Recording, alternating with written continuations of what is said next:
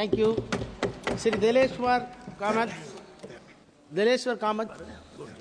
आदरणीय सभापति महोदय, आपने मुझे महामहिम राष्ट्रपति जी के अभिभाषण पर धन्यवाद प्रस्ताव पर चर्चा में भाग लेने की अनुमति दिया, इसके लिए बहुत बहुत धन्यवाद।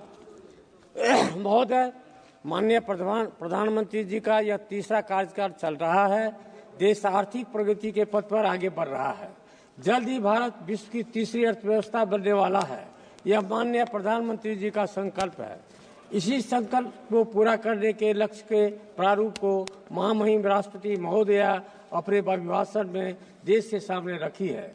देश में आर्थिक काल चल रहा है। अभी हाल ही में संविधान को अपनाने की 75वीं वर्षगांठ बनाई गई है। यह हमारे राष्ट्र के लिए गौरव की बात है। महामहिम राष्ट्रपति जी ने देश की आर्थिक उन्नति का रोड मैप के साथ सरकार के कार्यों की लेखा जोखा को सबके सामने प्रस्तुत की है।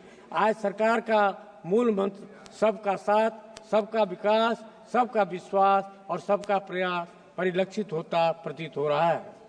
आदरणीय सभापति महोदय, नीति आयोग की रिपोर्ट और सरकार के प्रयास के कारण ही वर्ष 2024 तक देश में करीब 25 करोड़ लोग गरीबी रेखा से ऊपर उठ चुके हैं और अपने जीवन में आगे बढ़ रहे हैं। यह उल्लेखनीय प्रगति है। आयुष्मान योजना के तहत 5 करोड़ परिवारों को मेडिकल सुविधाएं और 70 वर्ष से अधिक के नागरिकों को आयुष्मान योजना के तहत मेडिकल सुविधा काफी सराहनीय कार्य रहा है। सभापति महोदय,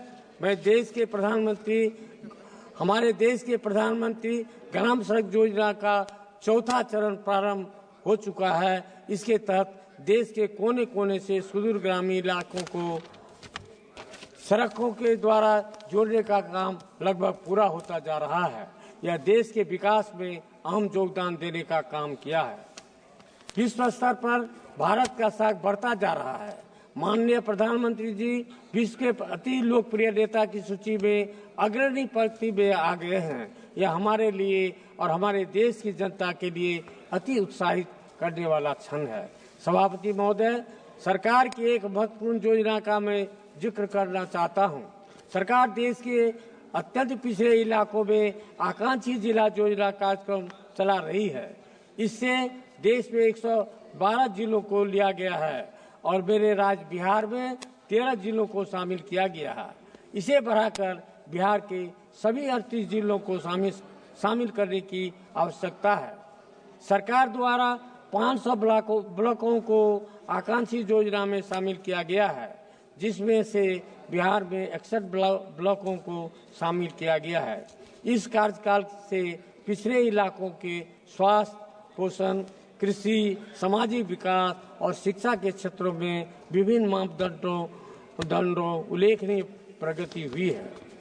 माननीय सभापति जी, महामहिम जी के अभिभाषण में ऐसे राष्ट्र के निर्माण की परिकल्पना की गई है जो अतीत के गौरव से जुड़ा है, जिसमें आधुनिकतावाद का हर स्वर्णिम अध्याय है, जो आत्मनिर्भर है और जो अपने मान्य दायित्वों को पूरा करने में समर्थ है तथा मध्य वर्ग भी वैभव से युक्त है।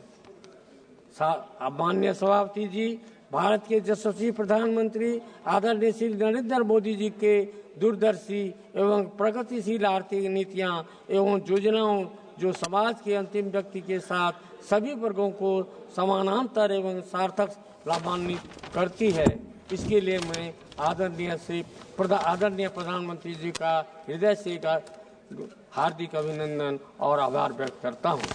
सभापति महोदय, मैं अपनी बातों को समाप्त करते हुए सरकार द्वारा 25 करोड़ गरीब लोगों को गरीबी रेखा से बाहर निकालने में सफलता हासिल किया है, उसके लिए बधाई देता हूं और विकसित भारत के निर्माण के लिए देश के गरीब, युवा, नारी शक्ति और किसान कैसे सशक्त होंगे, सरकार इसके लिए प्रतिबद्ध है। इन्हीं कामनाओं के साथ मैं महामहिम राष्ट्रपति जी के अभिभाषण के धन्यवाद प्रस्ताव का समर्थन करता हूं।